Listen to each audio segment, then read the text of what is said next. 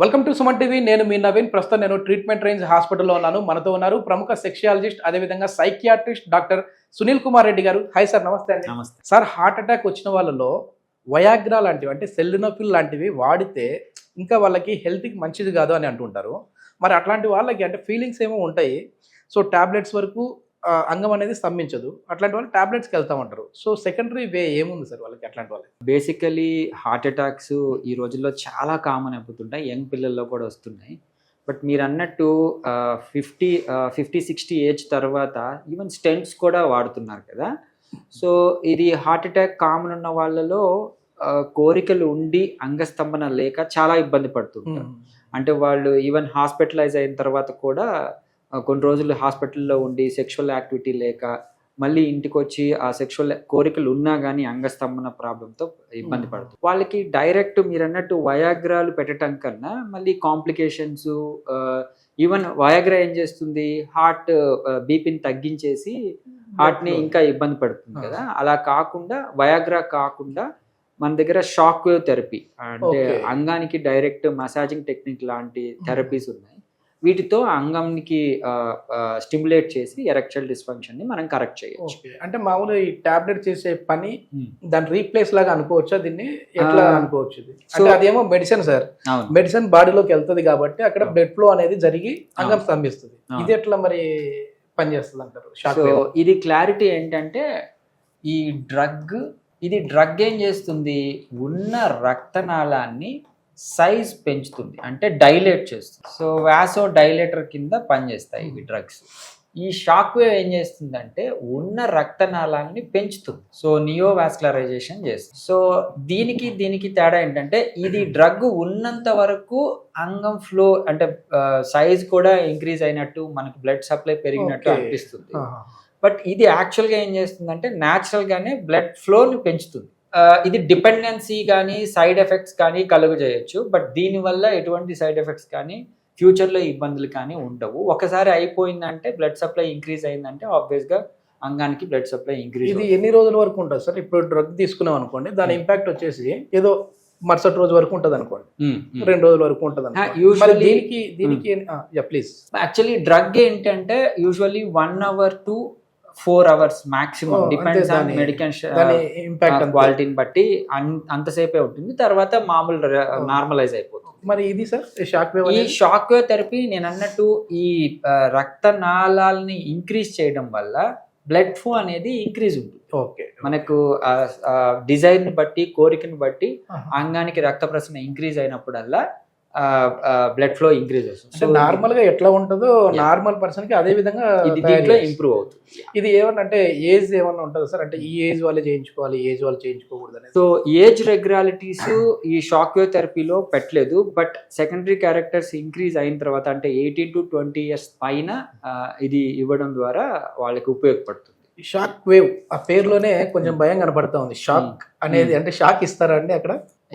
Actually shock wave therapy అంటాం కదా, దీన్ని ఎక్స్ట్రా కార్పోరియల్ లో ఇంటెన్సిటీ షాక్ వేవ్ థెరపీ అంటాం.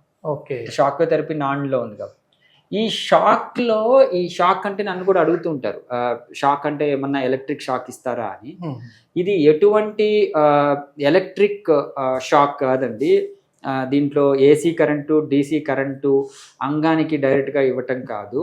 ఇది న్యూమాటిక్ అంటే సౌండ్ వేవ్స్ థెరపీ ద్వారా మనం అంగానికి ఒక మసాజింగ్ టెక్నిక్ లాంటిది అప్లై చేస్తాం. ఒక ప్రోబ్ ఉంటుంది. ప్రోబ్ అంటే ఒక ఇన్స్ట్రుమెంట్. దీంట్లో సౌండ్ వేవ్స్ క్రియేట్ చేసి అంగానికి, ఇది అంగం అనుకోండి, దీనికి షాక్లు ఇవ్వడం అనేది జరుగుతుంది. కైండ్ ఆఫ్ మసాజింగ్ టెక్నిక్ లాగా ఉంటుంది. దాంతో ఏంటి అంటే అంగంలోని కణజాలం యాక్టివేట్ అయ్యి బ్లడ్ సప్లై, అదే న్యూవాస్కులరైజేషన్ ద్వారా బ్లడ్ సప్లై ఇంక్రీజ్ అయ్యి మనకు ఎరెక్టైల్ డిస్ఫంక్షన్ ని కరెక్ట్. ఏమైనా సైడ్ ఎఫెక్ట్స్ ఉంటాయి సార్? అంటే ఒకవేళ ఇది ఎక్కువ దాని మీద ప్రెషర్ పెట్టినా కానీ అట్లా ఏమైనా పూర్తిగా మళ్ళీ ఎర్లీ ఎజాక్యులేషన్ లోకి వెళ్ళిపోయే అవకాశం కానీ, అంగం పూర్తిగా స్తంభించకపోవడం కానీ ఇట్లాంటి అపోహలు ఉంటాయి కదా, అట్లాంటివి ఏమన్నా? So actually shock wave therapy ద్వారా నిల్ సైడ్ ఎఫెక్ట్స్ అనమాట. బేసికలీ ఇది బెస్ట్ ఎందుకు అంటాము అంటే ఈ సైడ్ ఎఫెక్ట్స్ అనేటివి నిల్. అంటే ఇప్పుడు మనం ఎరెక్టైల్ డిస్ఫంక్షన్ కరెక్షన్స్ కి మనం మెడికేషన్ పెట్టటము, పీ షాట్స్ అని ఇంజెక్షన్స్ ఉంటాయి, అలా ఇవ్వటము, పెనిల్ ఇంప్లాంట్స్ పెట్టటము, వాటి ద్వారా కొద్ది గొప్ప మనకి సైడ్ ఎఫెక్ట్స్ డిస్కంఫర్ట్లు ఉంటాయి, కానీ ఈ షాక్ వేవ్ థెరపీ ద్వారా నిల్ సైడ్ ఎఫెక్ట్స్. ఇది కొత్తగా వింటా ఉన్నాం సార్. అంటే ఈ టాబ్లెట్స్ వరకు, తర్వాత పినైల్ ఇంప్లాంటేషన్ వరకు మాత్రమే తెలిసి ఉంటుంది. సో దీనికే ఎందుకు రావాలి అంటే సైడ్ ఎఫెక్ట్స్ ఏమి ఉండవని మీరు అంటా ఉన్నారు. సో కానీ ఈ షాక్ వేవ్ వస్తేనే బెస్ట్ అని చెప్పేసి చెప్పాలంటే మీరు ఏం చెప్తారు? సో ఒకటి ఏంటి అంటే ఇది easy procedure plus side effects nil and improvement అనేది క్లియర్గా సైంటిఫిక్ థియరీ ప్రకారము అంగంలో రక్త ప్రసరణ పెంచడం. బేసికలీ ఎరెక్టైల్ డిస్ఫంక్షన్ ఎందుకు వస్తుంది? ఫిజికల్ థింగ్స్ వల్ల, మెంటల్ హెల్త్ ఇష్యూస్ వల్ల వస్తుంది. కానీ బేసిక్ ఫామ్ ఏంటి అంటే బ్లడ్ సప్లై తగ్గడం. ఆ బ్లడ్ సప్లైని ఇంప్రవైజ్ చేసే టెక్నిక్ కాబట్టి ఇది 100% సేఫ్, ఇంప్రూవ్మెంట్ కూడా. ఓకే, ఎందుకు సార్ అసలు ఈ హార్ట్ ప్రాబ్లం వచ్చిన వాళ్ళకి ఆ కోరికలు ఎందుకు తగ్గుతూ ఉంటాయి? ఈ మామూలుగా ఏదైనా స్టంట్ వేసిన వాళ్ళకి కావచ్చు, సో అంగస్తంభన సమస్యలు వాళ్ళలో ఎక్కువ ఎందుకు చూస్తూ ఉంటాం? సో ఇది ఎనీ హాస్పిటల్ ప్రొసీజర్ అండి, నాట్ ఓన్లీ హార్ట్లో స్టంట్లు వేయటం కాదు, సిఏబిజి అంటే ప్రొసీజర్స్కి వెళ్ళి వాళ్ళకి బైపాస్ సర్జరీలు చేసుకున్న వాళ్ళే కాదు, any hospital procedure, even kidney సమస్యలు ఉన్న వాళ్ళు, ఫ్రీక్వెంట్గా క్రానిక్ డిసీజెస్ ఉన్న వాళ్ళు, ఎవరికైనా శారీరకంగా ఇబ్బంది ఉన్న వాళ్ళకి ఎరెక్టైల్ డిస్ఫంక్షన్ అనేది వెరీ కామన్. ఫిజికల్ సమస్యలు ఏ ఉన్నా ఎరెక్టైల్ డిస్ఫంక్షన్కి రావచ్చు.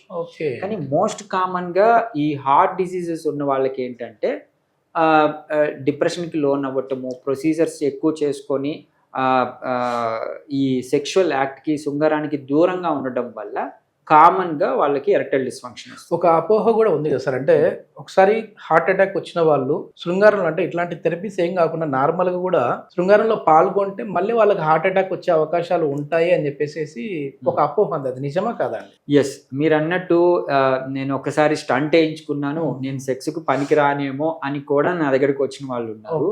ఇది నిజంగా పబ్లిక్లో ఉన్న అపోహ అనొచ్చు. యూజువలీ సెక్షువల్ యాక్ట్ ఎక్కువ అయ్యే కొద్దీ ఈవెన్ బ్లడ్ సప్లై కూడా ఇంప్రూవ్ అవుతుంది. ఎంత యాక్టివ్గా అంటే సెక్షువల్ హెల్త్ ఎంత ఇంపార్టెంటో ఫిజికల్ హెల్త్ కూడా అంతే ఇంపార్టెంట్. సో సెక్షువల్ హెల్త్ సరిగ్గా లేకపోతే ఫిజికల్ హెల్త్ కూడా చిన్నగా ఇబ్బంది పడుతూ వస్తుంది. సో సెక్షువల్ యాక్ట్ పాల్గొనడం వల్ల హార్ట్ అటాక్లు వస్తాయి అనేది అపోహ. Thank you sir. Thank you.